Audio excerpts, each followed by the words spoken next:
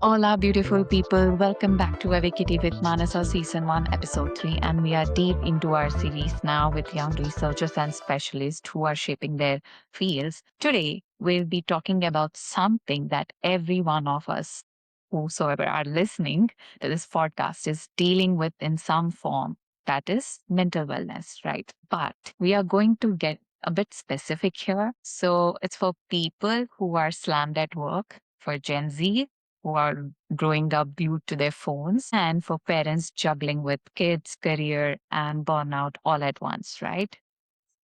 So, hi guys. My guest today is a dear friend of mine again. She is Dr. Lim Poh Khuen, a consultant psychiatrist, founder of Heal Mind Health, and a charming scholar who did her master's in global mental health at King's College London. So, Dr. Lim Poh Khuen, a very warm welcome. Thank you, Mansa, and also very happy to be here.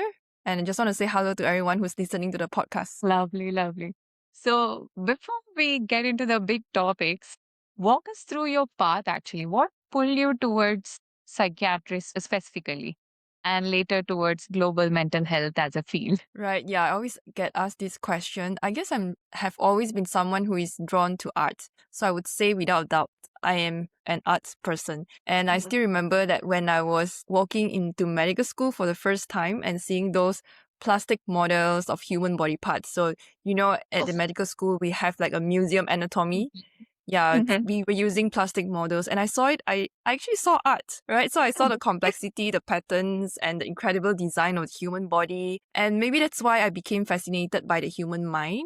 Because unlike the physical body, the mind is incredibly complex and it's very subjective, right? So two people can be experiencing the same event, but interpreting it completely differently, right? Their Hmm. experiences, relationships, bringing emotions, can shape how they all see themselves and the world. Psychiatry stood out to me because I find that it's the perfect intersection between science and art. It's like you have a bit of both in it. And yes, of course, psychiatry is grounded in neuroscience, biology, evidence-based medicine, but at the same time, it requires another set of skills, which is listening skills, observation, understanding someone's story, recognizing all these subtle changes in the behavior, and then piecing together different parts of a person's life to understand what is happening.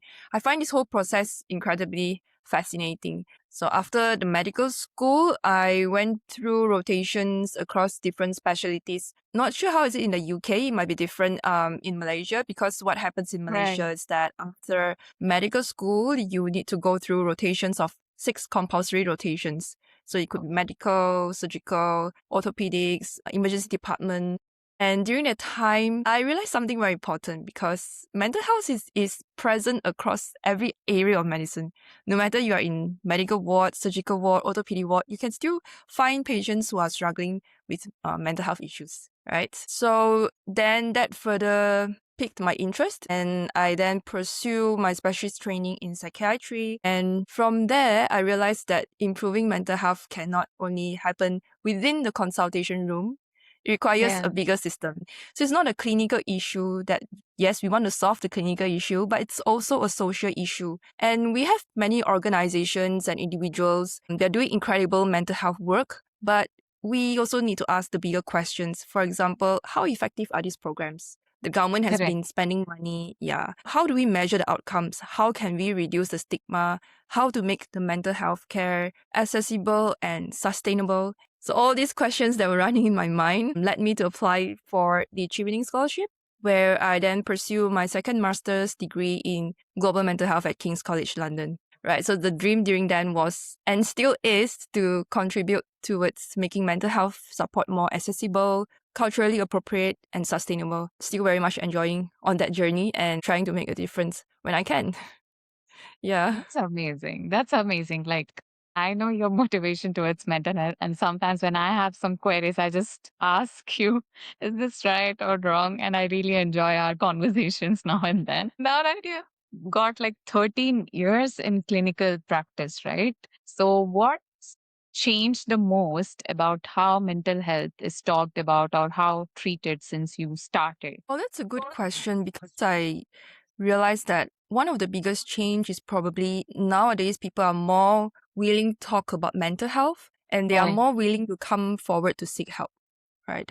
When I Correct. started practicing matais, and certain symptoms or behavior, especially in Malaysia, we have different culture, right? So some Right. of the illnesses or presentations, it can be misunderstood culturally. Even till now, there are still patients who would seek for traditional healer um, when Okay. they have certain behaviors. Okay, so and also during the time, psychiatry was sometimes viewed as less important compared to other medical specialties.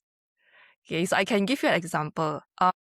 When I was doing my first year as a junior doctor, my specialist asked us during the ward rounds. So she asked me, Dr. Lim, what do you want to specialize in after you finish this rotation? I said, maybe psychiatry. And she looked at me. I can still remember the first word that came out of her mouth is, what a waste. So she said that to me during that time, yeah. Even though she was joking, but I could still remember, during that moment because it reflected how psychiatry was viewed at that time. Correct. Yeah. But I think the point that make people realize psychiatry is important is the COVID-19 pandemic.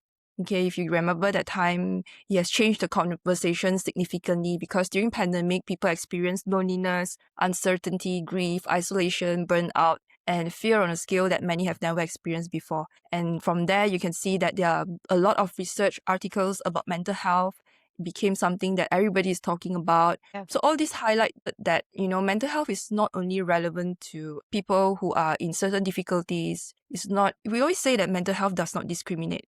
Anyone may be at risk of having mental health depending on their genetic, depending on the environment and stressor that they are going through during that time.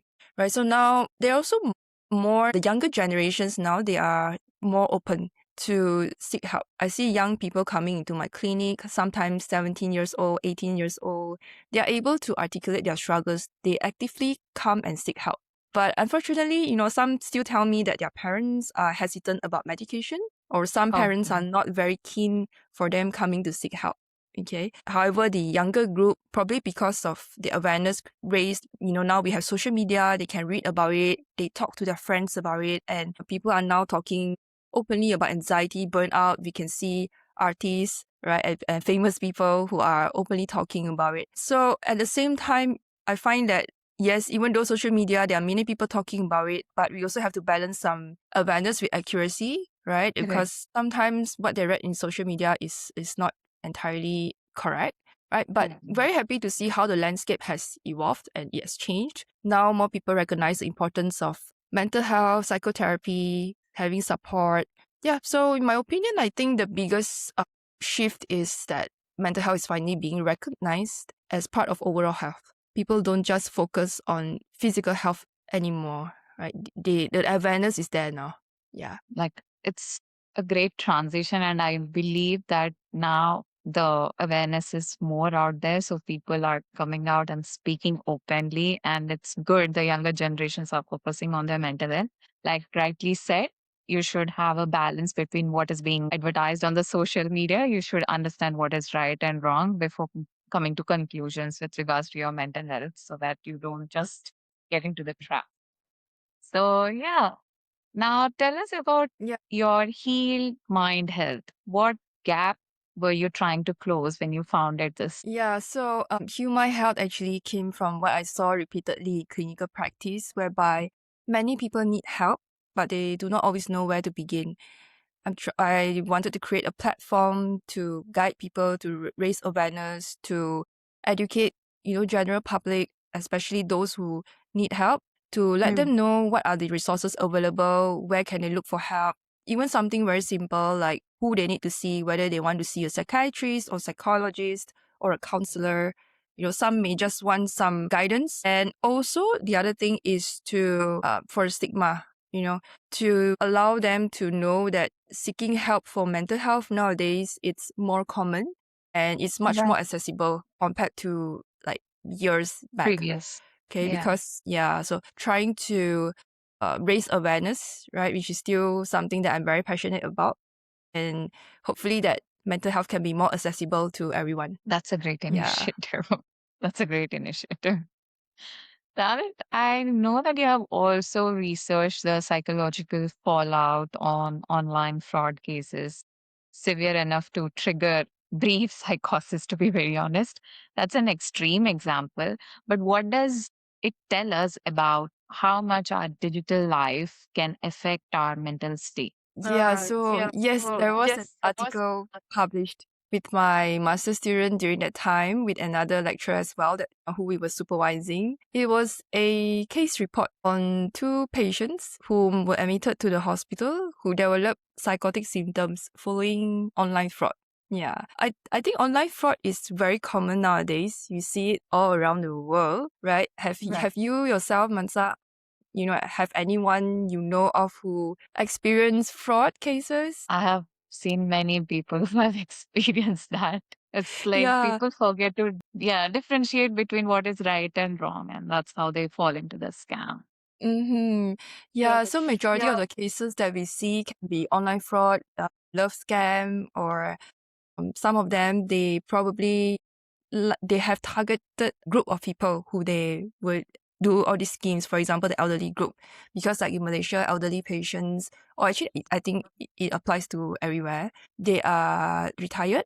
They have money. They have savings, and that is when they feel lonely or when their spouse pass away, or when sometimes they do not know what to do with their money, or they were just being careless at times, then they became victims of this online fraud. So yeah, so this article that we published spoke about this because, like you and I would definitely know people who have experienced fraud, but most of the people may just think, hey, this is just a scam or it's only a financial loss. No big deal. Right. Just move on.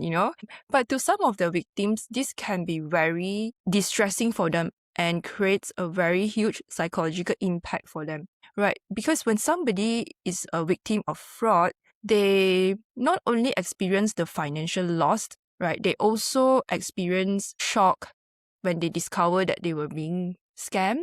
They have self-blame, betrayal.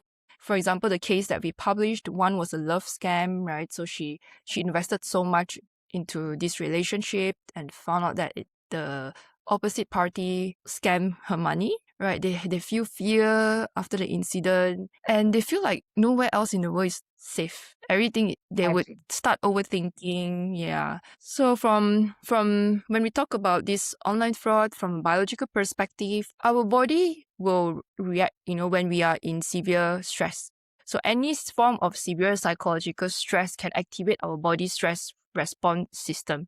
When we have stress hormones like our cortisol would increase, our sleep can become disrupted, anxiety rises, and the brain will enter a state of heightened alertness. Right? There are many theories about how fraud may have lead to psychosis, but one of it could be the stress vulnerability model, whereby some individuals probably have already an underlying vulnerability. It could be genetic, psychological, biological, and under extreme stress, this vulnerability can be triggered and lead to symptoms like paranoia, suspiciousness. They have difficulties distinguishing reality from distorted perceptions. Yeah, but of course, not most of the people who experience fraud will not develop psychosis. Right? That's why these two cases became very interesting for the team to publish, right? But psychological stress can have profound effects on the brain. And whereas for the digital life, sometimes it gets hard to separate from our real life. Okay. Yeah. Everything about our finances, relationships, identity, work, social connections. Now with all the AI, everything is connected online, right? So even though things happen online, the emotional response was that can be real. The stress response can be real. Psychological consequences can be real. And now we are living in this world whereby there is increase in digital usage. We have to also develop digital resilience, right? It should be as important as physical resilience. We have to learn how to protect ourselves online. We always receive emails and messages from the bank to alert us how to recognize fraud. We need to recognize manipulation because yes, there can be psychological impact on this online fraud and also over usage of digital products. That's amazing. Like, I agree. Like, if someone tries to scam me, I reverse scam them. I have done that many a times. And they hung up the call. I'm like, they messed with the wrong woman. But apart from that, the digital aspect, which is taking our mental space, I totally relate to it to a very core extent because there was a point when I used to get a bit anxious about the notifications or emails or anything, like even after the work hours. And I'm like, this is not what I want to feel. Like, this is not how I want to feel like. So I think to protect myself, I always try to stay away from my phone. But now that we are always with our screens and all, I try to mute the notification unless it's required. I open it once in a day and that's it. That's how I'm like, okay, trying to calm my anxiousness. Yeah. Yes, I Yes. think what you mentioned is very accurate because I read before as well. One of the ways to reduce us using our phone is to mute the notifications or unsubscribe to all those mails that you don't use. Reason is not because the mail distract you, but every time when the notification comes in, you automatically reach for your phone. And then from one app, you may have then connect to the other app and then suddenly 1 hour have gone past. Yeah. Yeah, I agree. I agree. I think that's the best practice I've done. Okay, now let's shift to the parents. Taking care of children can be tough, especially if they are young or frequently glued to their gadgets. So it requires a lot of patience. I know I can see my parents have been through. So in your clinical practice, what are the some of the common mental health issues you can see among your patients or let's say parents? Yeah, Mansa, I do agree with you that taking care of children can be tough, especially in this environment, this generation. There are parents from time to time bringing their children to see me because they are worried about attention difficulties, behavior issues, emotional regulation problems, or sometimes excessive screen use. And it's not just one patient, it's many patients. I'm not sure if you heard of some games like Roblox. It's quite popular among the teenagers and even primary school children here. It's an online game. Yeah. So yes, gadget is one of the common concerns that parents raise today. But sometimes during the interview with the parents, it's very interesting because during the assessment process, we notice that it's not the child who's the only one who's struggling. Okay, when we explore the family dynamics, when you get more history, you notice that the parents themselves are experiencing significant anxiety, burnout, depression, stress. They are even emotionally exhausted themselves. Because being a parent is not just about taking care of the child, they have to go to work. And for mother, they take care of not only the child, the spouse as well. So it's very funny that recently I spoke to one of my ex classmates. She's now married and she was posting a photo about her baby who is about 1 to 2 years old. And I said to her, like, wow, your baby looks, cute, it's beautiful boy, I'm very happy for you. How's life now for you? And she said, after getting married, it can be more stressful for a woman because not only she take care of the baby, but she also takes care of the husband. Whereas the husband may be the one who is more happy now because she's there to help out with the husband. Yeah. Yeah. Okay. So so it's very important because parents who are overwhelmed, who are constantly stressed, if they are emotionally unavailable, or they themselves are struggling with their own mental health, the children, they can actually feel it. Some children are very sensitive to the environment. When they see how the parents speak with each other, they see how the parents speak to them, they would learn the ways how the parents interact with each other. If the parents like to shout at them or shout at each other, the child may also learn the same, right? Same So I thing. often Yeah. tell parents, it's very important. They must take care of their own mental health because it's a part of parenting. And of course, for parents nowadays, because they are trying to juggle between careers, the financial pressures, they also have to take care of the parents. And at the workplace, they can experience burnout, especially if the workplace is not supportive. And all this can lead to mental health issues like depression, sleep issues, anxiety, and all this if they do not pick it up early and manage it early. Yeah.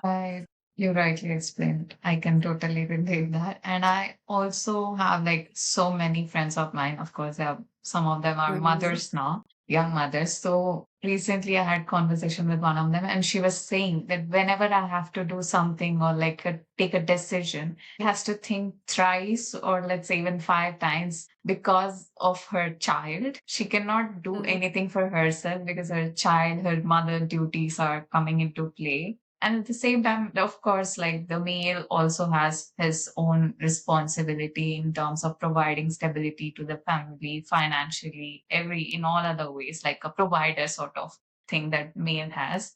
But at the same time, yeah, it's a very hectic job. I feel. I won't say job, but it's It a is. hectic part of a human's life. It is a full-time job. Not only they work at home, they work at workplace. They are basically Yeah. multitasking a lot of the time. Yeah. Yeah, yeah, I totally agree. So you also mentioned just now burnout. What actually is Mhm. burnout and how it is different from depression? Yeah, very good question, Mansa. Because nowadays I've been seeing more employees coming forward, saying that they cannot take the work stress anymore. Some of them even have resigned before they come and see me, right? Burnout is specifically related to chronic, unmanaged stress, and is pertaining to the workplace when we talk about workplace burnout, okay? And WHO actually describes burnout through three main features. The first one is feeling overwhelmingly exhaustion. And the second one is having increased mental distance from work, like feeling more negativity towards their job, more cynicism. And the third one is a reduced sense of effectiveness or accomplishment. But most of it is related to the work. So outside of work, for example, when they play with the family members, when they hang out with the friends, they could still feel happy. They could still find the motivation to do all the other activities. Yeah. But depression itself, it's broader, okay? Because depression not only affects work, it can affect other aspects of life, like relationships. And yeah, so depression also, it's very common nowadays. When we look at the prevalence around in Malaysia, it's about 8 to 12%, and it's high, the number, right? And someone with depression, right, they can have other symptoms like losing interest in activities that they used to enjoy. So for example, maybe in the past they like watching K-drama or they like going shopping, but now even watching K-drama, going shopping, they don't feel the joy anymore and they are not interested in doing these activities, right? They can also struggle with feelings of hopelessness, feel like life is not worth living, having this persistent low mood without any trigger. They can wake up feeling low mood, not motivated, and throughout the day can be feeling fatigue, feeling tired, no matter how much they sleep or how long they rest. Yeah. Well, some they also can have changes in appetite. They can eat less or eat more. Weight changes, sleep changes as well. For example, difficulty falling asleep, or they keep having intermittent awakening, right? And having difficulty to fall back asleep, or some of them can have early awakening. And when they have depression, right? Most of them who come and see me, they would say like, well, I feel like things seems to be very negative now. I don't feel like there's hope, or I do not know how to continue doing my job anymore. I cannot go out with my friends. Basically, I just stay in my room. Right. So yeah, so depression itself, it's a clinical diagnosis, and yes, it can affect anyone regardless of your age, your gender, or even your occupation. Do you know anyone who's probably struggling with depression or any mood disorders? I think I know many of them who are struggling with anxiety, of course, depression, and they ring up to me saying, "Oh, I have to speak to you." And they let out their feelings or whatever they are going through. And I'm like, it's okay, it's fine. Like, there's nothing that is going to define you based on the sequence of events that is happening in your life right now. Just try to calm them as much as possible. Of course, I'm not someone who is experienced like you. It's just the way a friend can help a friend. That's how I am there Yeah. for them. Well, that's very But nice of you, it's because even though you are not, like you said, you're not experienced, but we know that having a good support system is very important for them. yeah, I agree. Like no matter which part of the world you are, you can just bring up to anyone, just speak to the one who you feel can actually listen and help you out in that moment. But yeah, I know many of them still going through this feeling like Mm. because of career and financial pressure that we have in this generation because of the way the world is transitioning at a faster pace. So yeah, everything. Yeah, I'm sure you see it quite common as well, right? Sometimes it's not a depression, like I said, it could be just feeling stress, like going Yeah. through some period of stress because of, let's say, a huge project is coming up, everyone is looking for you, your phone keeps ringing. Then, of course, anyone in that situation would be overwhelmed.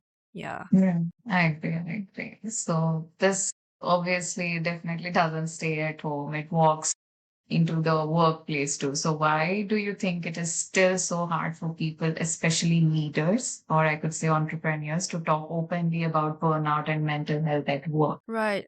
I think there are several reasons because workplace used to be a place whereby they reward people who work for long hours, or at least in the Southeast Asia or Asia countries, right?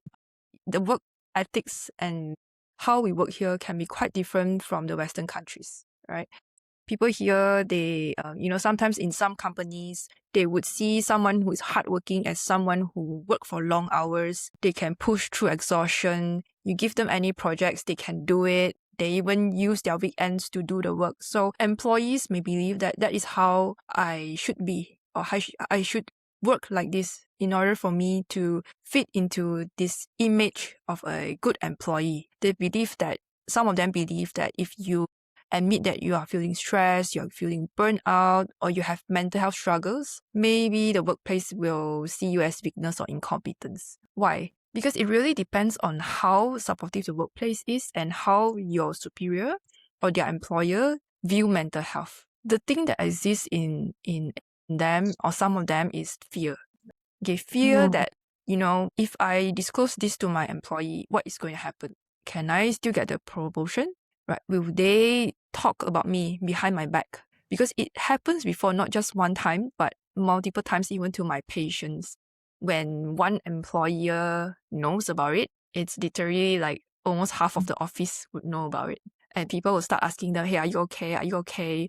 And they get annoyed and frustrated. And sometimes they get panic attacks when people keep asking them about these Yeah. questions. Yeah. And so they are worried that, like, how confidential is this like? And what is going to happen if they find out that I'm seeing a therapist? How will my colleagues look at me? And things like this. If the individual who's struggling with the workplace mental health is the manager level or senior leaders, they may also worry about how people will perceive the team, whether you still see them as their credible, will their credibility be affected or not, right? Because Mm. you have a mental health issue. The thing to understand is that mental health can happen to anyone at anywhere.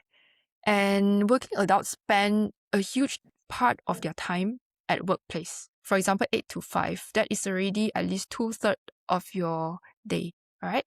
And people bring their whole selves to work. They bring stress, they bring grief, they bring all their caregiving responsibilities, financial worries, personal struggles. They need a workplace that is supportive. Those organizations that do well, right?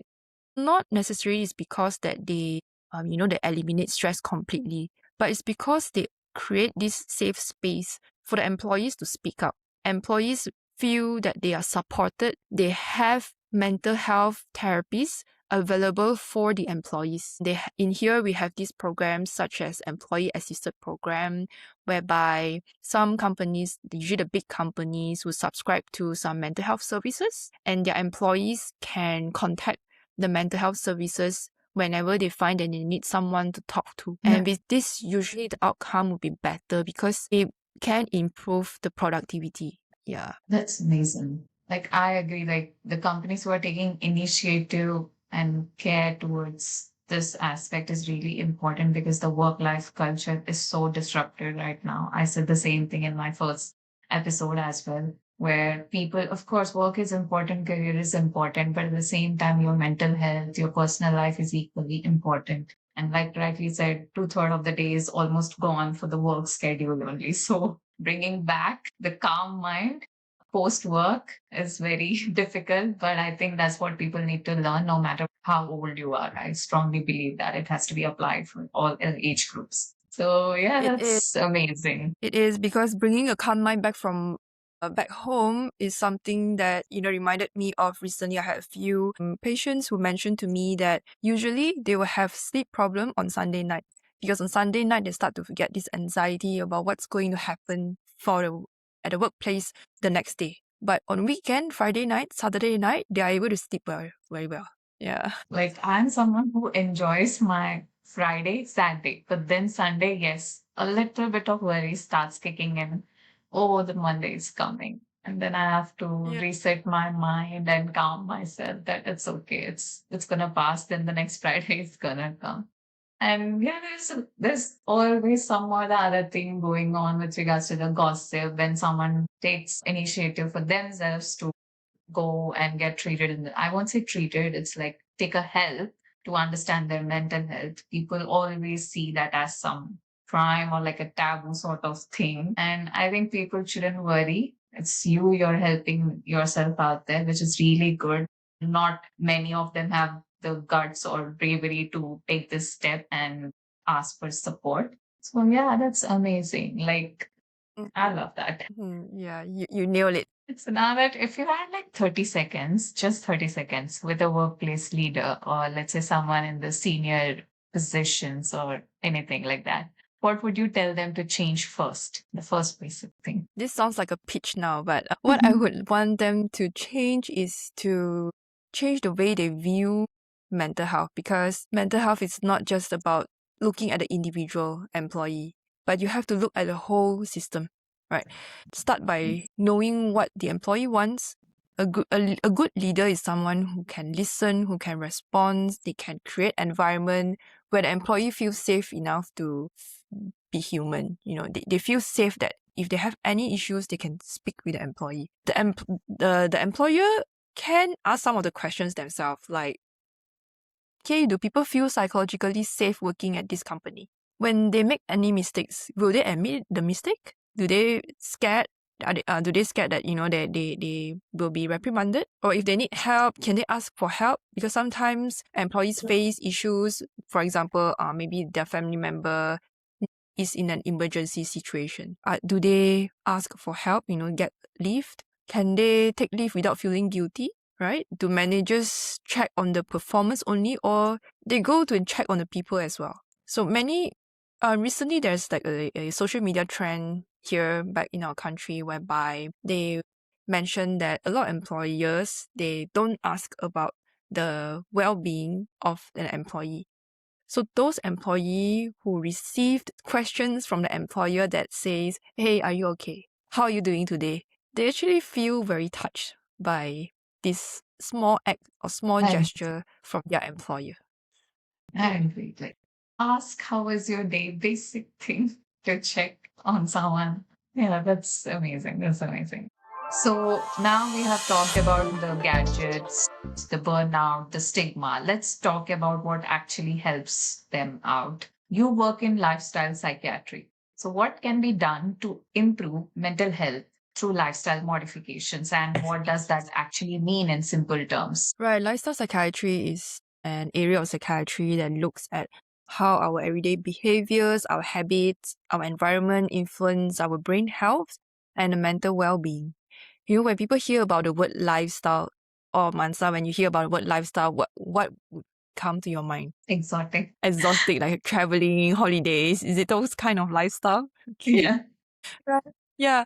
So, some people, when you say lifestyle, during the treatment, they would think about, okay, maybe I need to exercise more, right? But Mhm. it's actually broader than that, because lifestyle psychiatry will look into a few important pillars like nutrition, physical activity, restorative sleep, stress management, social connection, and how to reduce harmful exposures such as excessive alcohol or substance use. Maybe your lifestyle traveling can be under having a good social connection, all right? Going out with a few girlfriends, traveling at places, exotic places. Okay, Understand. yeah. But so why is this lifestyle? We say lifestyle is important because the brain does not exist separately from the rest of the body.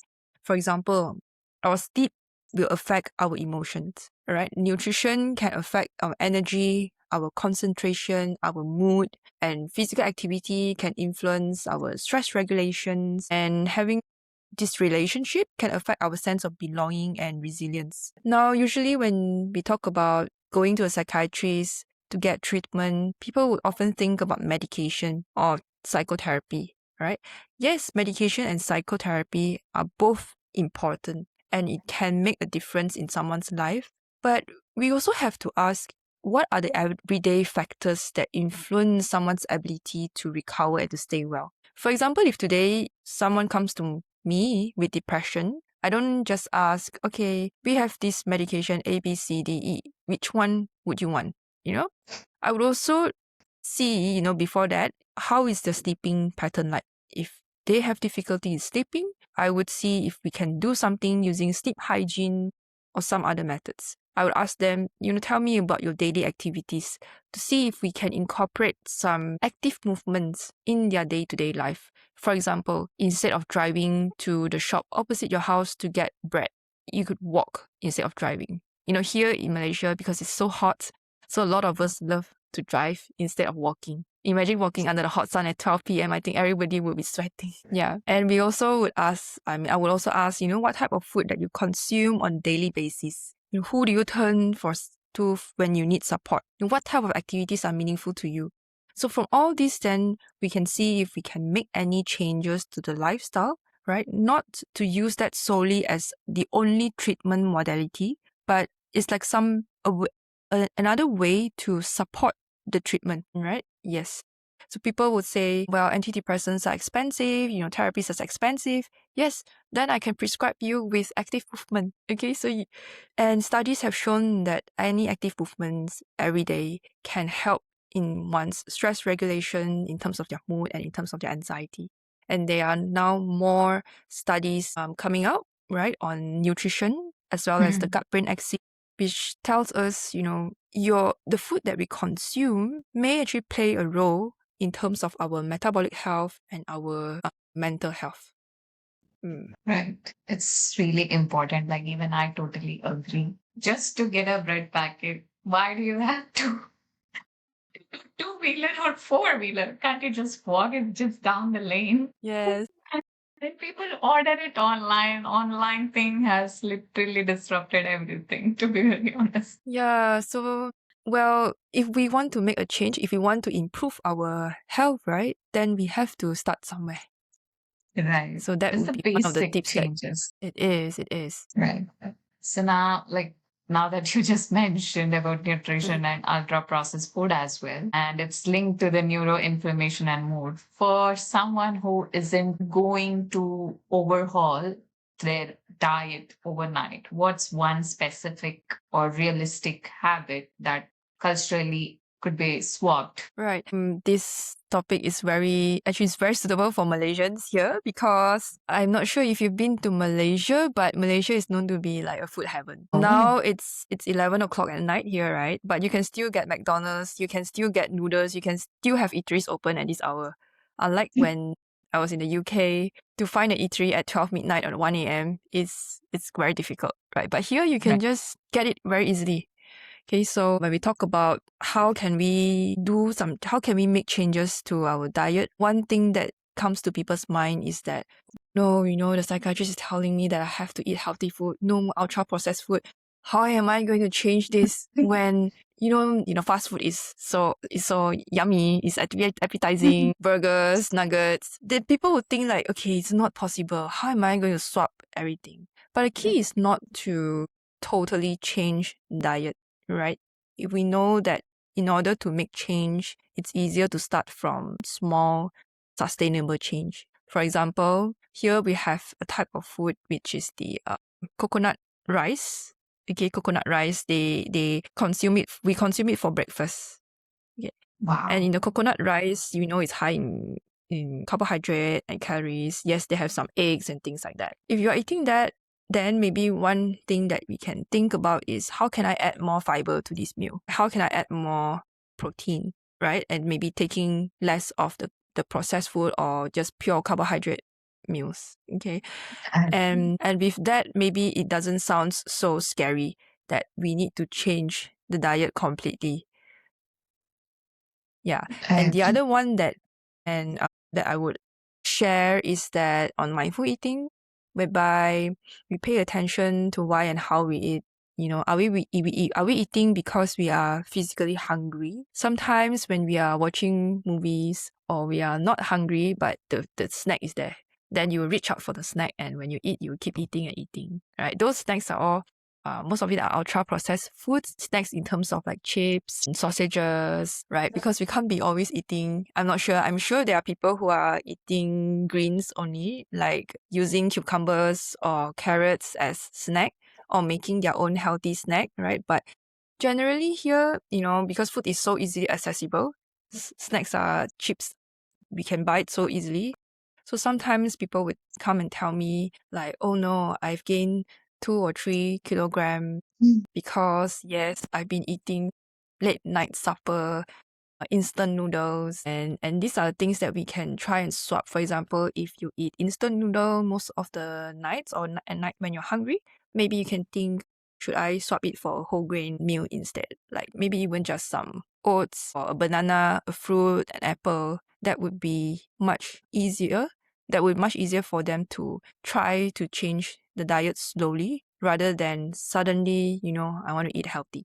Maybe that happens during end of the year or 1st of January, whereby everyone will be so enthusiastic. Yes, I must lose weight. I'm going to eat healthy. Yeah. But we need to make changes that can last and then slowly build on those changes. Mm-hmm. Correct, correct. I totally agree. Overnight change, like I mentioned in my first episode, also never happens in anything. You need to put efforts, invest, be consistent. If it's that, it's only for you, it's not for someone else, right? So you're investing on yourself. So what's wrong in that? And now we have like so many food options out there, and I see many of them just relying on grabbing something quickly and having it in, but it is that they realize that it's not always good. Okay, I understand sometimes when you're not well or like way too exhausted. That makes sense. But okay, just try to replace slowly, replace it.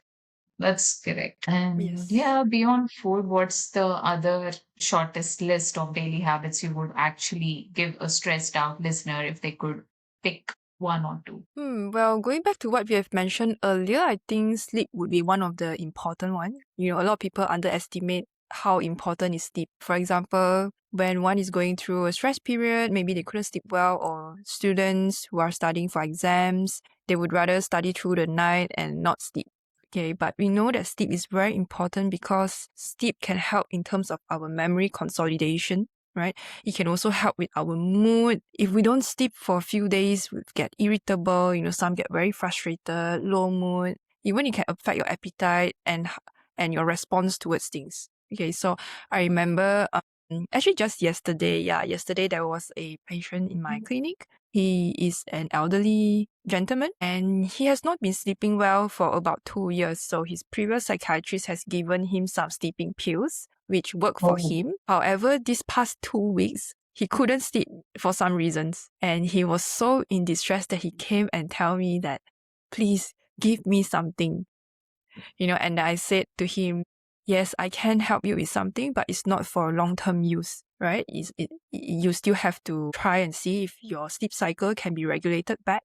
And you guess what he told me? He said, doctor, if I cannot sleep, it's very, very difficult for me. I rather take this pill, even oh, if I get dependent on it, I just want to fix my sleep.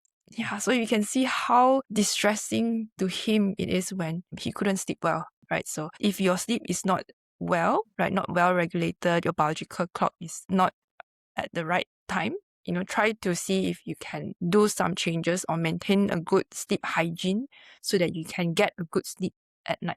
So that's one of the ones that I would recommend. And the mhm. second one, as we mentioned earlier as well, is movement. Movement doesn't mean like you have to go to the gym or subscribe for gym membership. Doesn't mean that you must play badminton or play pickleball. Pickleball is quite popular here I know. now. Is it there in the UK as It's well? still, yeah, Everyone is pickleball. If not pickleball, then they are playing paddleball. yeah. Paddleball, yeah. So yeah, I'm not asking to do, all this. It could be just brisk walking, just stretching, just some aerobic exercises, cardio, low cardio impact workout, any form of exercise, even just walking to the shop to get food. All these movement count because it can help to improve mood, it can help to regulate stress. And maybe the last one is to see if there is a connection that we can find with other people, which means our support system. Right, because humans are social beings, and studies have also shown how loneliness is linked to increased risk of depression and anxiety. Right, having meaningful relations will allow us to feel connected. Right, and I think earlier, Manasa, you also mentioned that it doesn't matter which part of the world the other person is, as long as when during time you need someone to talk to, or even it could just be a regular catch up. Any social connection would definitely help us in terms of being a protective factor for mental health. All right. And other things, there are small things like practicing mindfulness, meditation, breathing exercises, journaling. Some they will be talking about gratitude, right? Prayers, spiritual healing, all these can be helpful for our mental well-being. So there's no one secret formula or a perfect technique, because I always tell my patients, you have to do some try and error and see which method works best for you. Right. That's correct. Like the way I would make sure that my mental health is good is through affirmation. I think you remember the way I do these affirmations, looking at the mirror I see, and then I say the affirmations. Those kind of boosts up my confidence and motivates my mood throughout the day. And I think I suggest this for all of my close people also who are actually trying to feel motivated. But yeah, things change, little bit change can actually lead to a sustainable good health, I would say. So yeah, I heard of that method whereby, like they would say that maybe initially you may feel awkward talking to yourself in the mirror and telling positive things about yourself. Did you feel that when you first started? yeah, I did. Like initially I was feeling a bit awkward. I'm literally way ahead of that awkwardness now. Every day morning, I literally have mirror over here. I can just look myself now and I'm saying, oh, you're glowing. Oh, you have a nice smile. Whatever I want to say, just say something positive. Now, Yeah. how long before someone might actually feel a difference from a habit changes like this? Well, there's no magic number to that. Like for example, when Mansa earlier you were mentioning about saying this positive affirmation, it will also take some time before you feel natural and you feel that your mood is being lifted, right? So it depends on person, depends what they want to change, depends also what activity they are doing.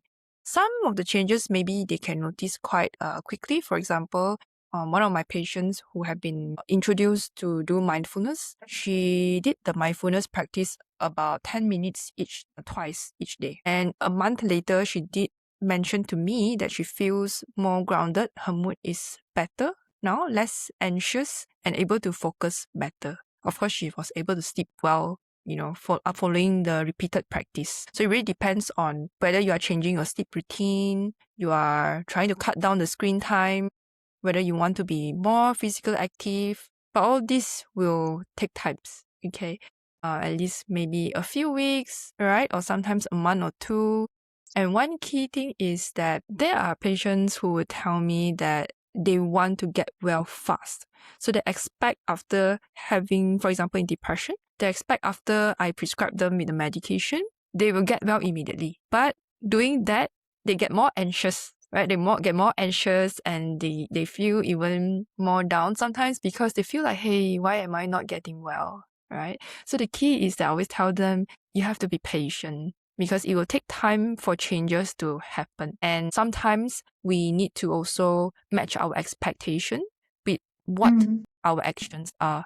If you want to eat healthy because you would like to maybe lose some weight to a healthy weight, it may take a few weeks or few months to happen. Okay, so mental health also, it works in a similar way for your brain to adapt to the new changes, for the neuroplasticity, for us to increase our dopamine, serotonin, and all the good neurochemicals in the brain. Is going to take a time.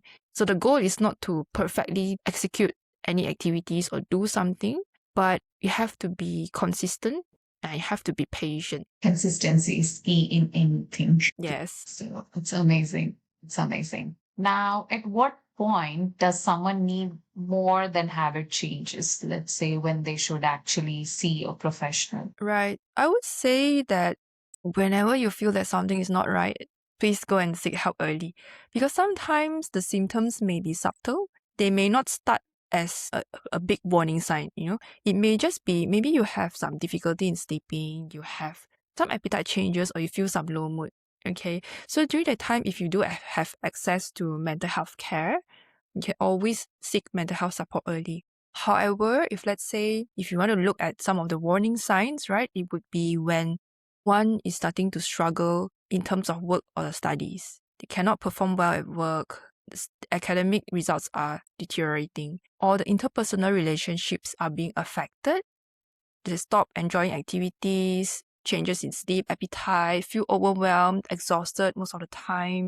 Or if in more severe cases whereby they have thoughts of not wanting to live, right? Or they have these hallucinations or delusions, or what we call as psychosis, then these are the time that you would really need to seek professional help before it gets worse. That's amazing advice. That's really important. And okay, just to make it a bit lighter and fun for our audience out there, I just wanted to do some quick rapid fire with you. Just say this or that from the one of the two options. So let's begin that. Protect your peace or push your limits. So I'm supposed to choose one of it, right? Yeah, one of it. Well, if I would choose for mental health, it would be probably protect your peace. Yeah. Talk it out or process it alone. Okay, I cannot speak for everyone, but for me personally, I would prefer to talk it out if I have friends to talk it out during the time. But I can also process it alone if, let's say, some of the things I can reflect it on myself. But I know a lot of my friends out there are talking to AI nowadays, which is I going to hate be that. another And topic for your podcast. right. I mean, it's too much positive predictions, or let's say way too negative predictions. It's not a human. Just don't use AI for like being your consultant or let's say the healer. I don't know. I won't give this advice to anyone. It's scary. Definitely, yeah. So that can be your next podcast or in one of your next series. Yeah, should do that soon. Quality sleep or daily exercise. Both are equally important. It's so hard to choose. Let's Probably say sleep would add a lot to me because I love sleeping. high five. High five. I love sleeping. Like I can just sleep for hours.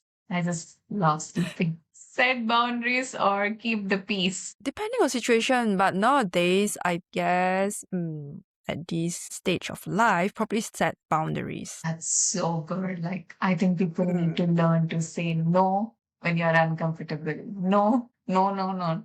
Just have some boundaries. Yeah. Mindfulness or motivation. I do practice mindfulness because I find it really helpful in day-to-day life, especially when I'm dealing with stressful events or things that may need more of my mental energy and may involve emotion. So yeah, mindfulness is something that I practice. But of course I also do have motivation in doing things, just like how we are doing this podcast now. Lovely. Small daily habits or like say a big changes in life. Small daily habits would be easier for me. Yeah. I am For in the example, same using boat. exercise. You're the same. Yeah, using exercise as an example. I will need to start from small and then slowly build up. I agree. I agree. Small, consistent steps. I'll be surprised if something happens big. So the last question is, let's say a listener takes away just one idea from this whole conversation.